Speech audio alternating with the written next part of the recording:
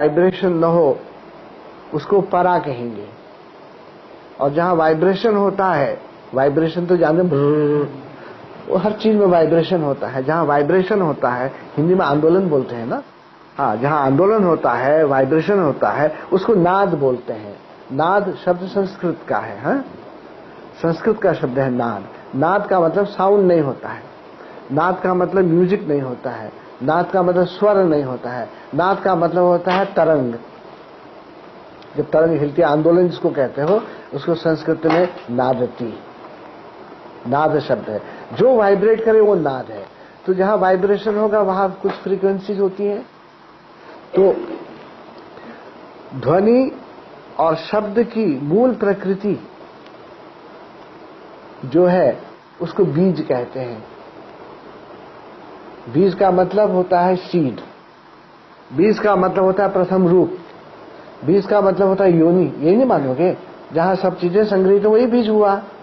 और वो बीज के अंदर में है मगर दिखता नहीं है, पोटेंशियल है, वो व्यक्त नहीं है बल्कि अव्यक्त है। ये जो विभिन्न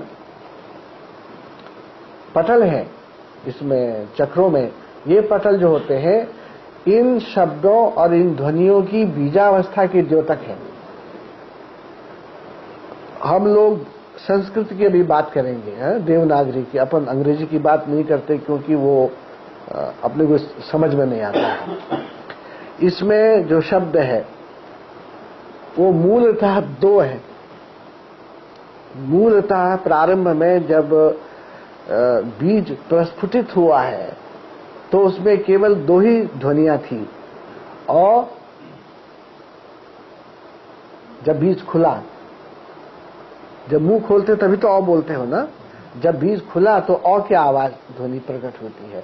और जब बीज बंद होता है तब अब अ से म के बीच में जो ट्रांसिशन है उसमें ऊ आता है, मगर वो ध्वनि नहीं है। वो जब तुम अ बोलोगे, तुम ऊ थोड़े बोले हो। तो व्यक्त और अव्यक्त अवस्था के बीच में एक ट्रांसिशन पॉइंट है ना, लंबा ट्रांसिशन पॉइंट है बहुत लंबा है वो, छोटा नहीं है। क्योंकि व्यक्त होने के पहले क्या था, कितना टाइम लगा अपने को तो मालूम नहीं है। क्यों? उस बीज को प्रकट होने के पहले कितना परिश्रम हुआ होगा, क्या हुआ होगा, अपन जानते नहीं है। और जो बंद हो जाएगा, कब तक बंद रहेगा वो भी अपने को मालूम नहीं है। मगर व्यक्त होने और पुनः अव्यक्त होने के बीच में जो समय है उसी को अपन ऊ कहते हैं। तो मूल में आते हैं दो बीज, अ और म। मगर इन दो बीजों की वजह से एक तीसरा अक्षर बन गया, ध्वनि, तीसरी ध्वनि बन गई, वो हो गई ऊ। अब आ गए तीन, अ ऊ म, तीन आ गए। अब इन तीनों के बीज से सब ध्वनियों की और सब शब्दों की उत्पत्ति हुई। सीधी बात, अपने शास्त्रों की बात अपने ढंग से बोलता हूं। और आ से लेकर के क्ष तक अक्षर कहते हैं ना, अ श, ये जितने भी अक्षर हैं ये इन तीनों के ही व्यक्त रूप है। और व्यक्त रूप कैसे हैं? अलग अलग फ्रीक्वेंसी में।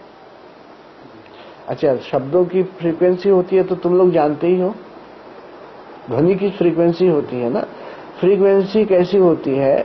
जैसे चैनल होते हैं, जैसे चैनल होते हैं, एक फ्रीक्वेंसी में कहो तो एक चैनल लगा, दूसरी फ्रीक्वेंसी बदलो तो दूसरा चैनल आता है, तीसरे में तीसरा चैनल आता है।